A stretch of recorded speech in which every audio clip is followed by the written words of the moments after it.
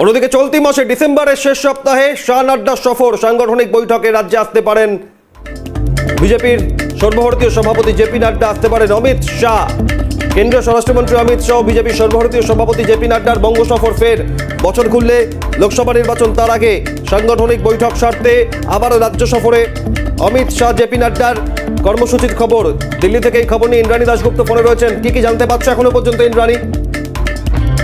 লোকসভা দামামা বেজে গিয়েছে এবং পশ্চিমবঙ্গে 35টি আসনে টার্গেট করেছে কেন্দ্রীয় বিজেপি এবং সেই কারণে এখন থেকেই কিন্তু কোমর বেঁধে নামতে চাইছে কেন্দ্রীয় বিজেপি। এই কারণে এই মাসের শেষ সপ্তাহে সম্ভবত 25 তারিখ রাজ্যে আসতে চলেছেন কেন্দ্রীয় স্বরাষ্ট্রমন্ত্রী অমিত শাহ এবং সর্বভারতীয় সভাপতি জেপি নাড্ডা।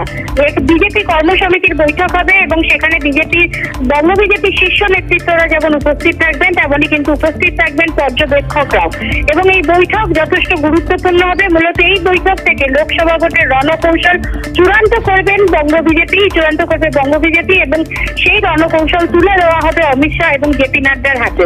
এরপর কেন্দ্রীয় নেতৃত্বের অনুমোদন পেলেই লোকসভা ভোট নিয়ে পশ্চিমবঙ্গে ঝাঁপাতে শুরু করবে বঙ্গ বিজেপি বলেই আমরা সূত্রের মাধ্যমে জানতে পারছি। তো আগামী 25 তারিখ সম্ভবত এই ডেট ফাইনাল হচ্ছে, যদিও তারিখটা এখনো চূড়ান্ত হয়নি।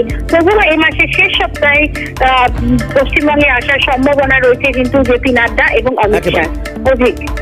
ধন্যবাদ ইন্দ্রাণী দাশগুপ্ত যেমন জানালেন। বঙ্গ সফরে আসছেন ডিসেম্বরের শেষ সপ্তাহেই বিজেপির সর্বভারতীয় সভাপতি জেপি নাড্ডা এবং অমিত শাহ। সাংগঠনিক বৈঠক 2024-এর লোকসভা নির্বাচনে 35টা আসন টার্গেট বিজেপির এবং তার পরিপ্রেক্ষিতে সাংগঠনিক বৈঠক ডিসেম্বরের শেষ সপ্তাহেই।